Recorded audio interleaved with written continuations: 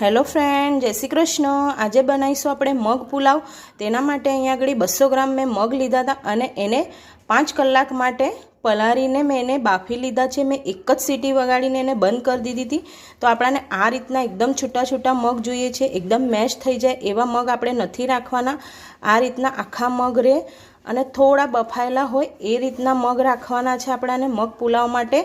आ रीतना ज आपणाने मग जोईए छे। मैं मग बाफती घड़े आमां थोड़ुं मीठुं अने हळदर नाखी दीधी थी अने आ रीतना सरस एने एक सीटी वगाड़ीने बाफी लीधा छे।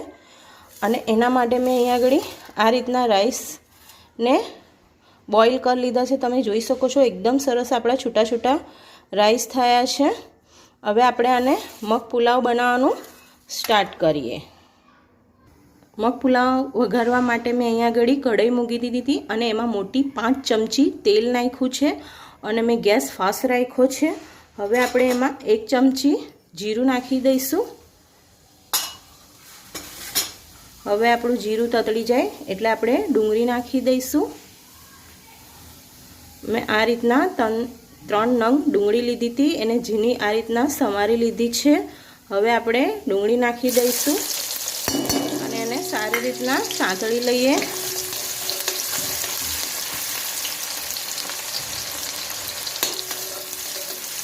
मग पुलाव खावामां बहुत सरस लागे छे अने आ आनंदनो स्पेशल मग पुलाव छे। त्यां आगळ लोको स्पेशल खावा जाय छे मग पुलाव। तमे आ रीतना बनावशो तो एकदम एवो ज स्वाद आवशे। तमे आ रीतना मग पुलाव बनावीने जरूरथी ट्राय करजो। हवे आमां मैं 1 केप्सिकम लीधुं हतुं ए नाखी दईश अने आने पण आपणे सारी रीतना सांतળી लईए। आमां तमे गमता वेजिटेबल नाखी शको छो। मैं अहींया आगळ केप्सिकम 1 गाजर लीधुं छे, एने नानुं नानुं आ रीतना टुकड़ा करी लीधा छे अने अहींया आगळ 100 ग्राम कोबीज लीधी छे मैं अने आ टामेटा लीधा छे। हवे आने सरस आपणे ज्यां सुधी आपणुं कोबीज अने गाजर सेट बफाई ना जाय, आपणे बहु नथी शाकनी जेम बाफी काढवा, थोड़ा क्रंची राखवाना छे। त्यां सुधी आपणे बाफी लईए। आमां आपणे स्वाद प्रमाणे मीठुं नाखी दईशुं जेथी आपणा शाकभाजी जल्दी बफाई जाय। मैं स्वाद प्रमाणे मीठुं नाखी दीधुं छे। आपणे राइसमां पण मीठुं नाखेलुं छे एटले मीठुं आपणे ओछुं नाखवानुं छे। अने मैं अहींया आगळ हळदर नाखी दईश अने हवे आने आपणे सारी रीतना मिक्स करी लईशुं। आ रीतना तमे आमां गमता वेजिटेबल नाखी शको छो। बस आपणे वधारे बाफवाना नथी, थोड़ा क्रंची रहे ए रीतना आपणे आने बाफवाना छे। सांतળી लेवाना छे आ रीतना। आपणा शाकभाजी सतळाई छे त्यां सुधी आपणे एक स्पेशल मसालो तैयार करीए।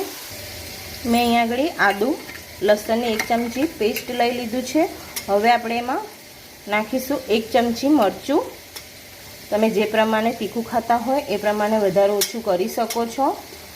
नाखीशुं आपणे धाणा जीरुं पाउडर छे, आ नाखीश मैं 1 चमची धाणा जीरुं पाउडर अने हवे आपणे थोड़ो गरम मसालो नाखी दईशुं अने थोड़ो पावभाजी मसालो लीधो छे मैं 1 चमची ए नाखी दईश अने हवे आपणे आने थोड़ुं पाणी नाखीने एक थीक पेस्ट तैयार करीशुं। आनी आ पेस्ट नाखवाथी जे मग पुलाव आपणे बनावीए छीए एनो स्वाद बहुत सरस लागे छे। तमे आ रीतना ज बनावजो।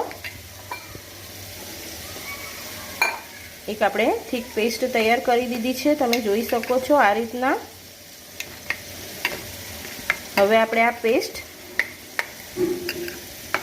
शाकभाजीमां नाखी दे आपणे जोई लईए। बस आपणे 2 થી 3 मिनिट थई गई छे ने आपणी जे वेजिटेबल नाखी तो ये सरस आ रीतना कूक थई गयुं छे। आपणे वधारे कूक नथी करवानुं। अने हवे जे आपणे पेस्ट बनावीने मूकी थी मसालानी ए नाखी दईशुं आमां आ रीतना अने आने पण आपणे सारी रीतना सांतળી लईए।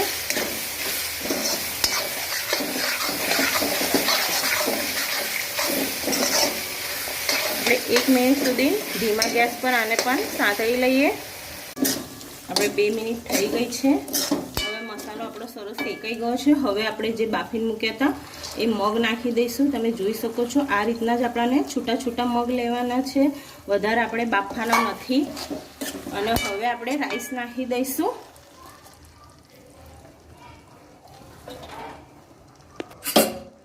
અને હવે આપણે ધાણા નાખી દઈશું।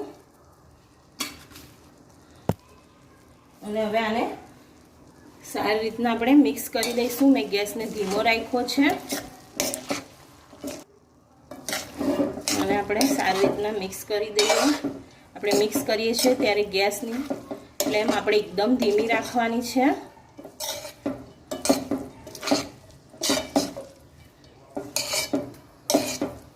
જોઈ શકો છો આપણો મગ પુલાવ એકદમ સરસ, સ્મેલ બી એકદમ સરસ આવે છે। તમે આ જ રીતના બનાવશો તો ખાવામાં એકદમ સરસ લાગશે। તમે જોઈ શકો છો બધા શાકભાજી સરસ મિક્સ થઈ ગયા છે અને આપણો પુલાવનો કલર પણ એકદમ સરસ આવે છે। તમે જોઈ શકો છો ને એક એક દાણો આપણો સરસ છૂટો થયો છે। તમે આ જ રીતના બનાવશો તો એકદમ સરસ તમારો મગ પુલાવ થશે। હવે આને આપણે ઢકીને ધીમા ગેસે 2 થી 3 મિનિટ સુધીને થવા દઈએ, જેથી બધા મસાલા સરસ અંદર મિક્સ થઈ જાય। આ રીતના આપણે ઢકી દઈએ। આપણે જોઈ લઈએ 2-3 મિનિટ થઈ ગઈ છે આપણે। તમે જોઈ શકો છો આપણો પુલાવ સરસ તૈયાર થઈ ગયો છે। હવે આપણે ગેસ બંધ કરી દઈશું અને આને સર્વ કરી લઈએ આપણે।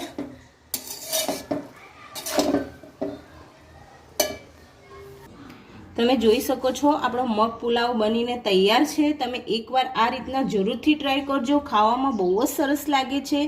બહાર પણ મળે છે, પણ આપણે ઘરે બનાવીએ તો એકદમ હેલ્ધી અને આપણે રીતે બનાવીએ તો સરસ આપણે જે આપણાને ગમતા વેજીટેબલ આપણે નાખી શકીએ છીએ અને ખાવામાં પણ એકદમ હેલ્ધી છે। તમે એકવાર જરૂરથી ટ્રાય કરજો।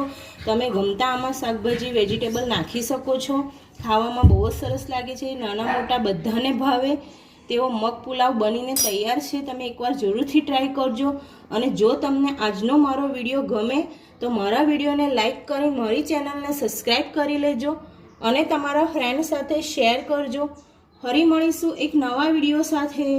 ત્યાં સુધીને જય શ્રી કૃષ્ણ।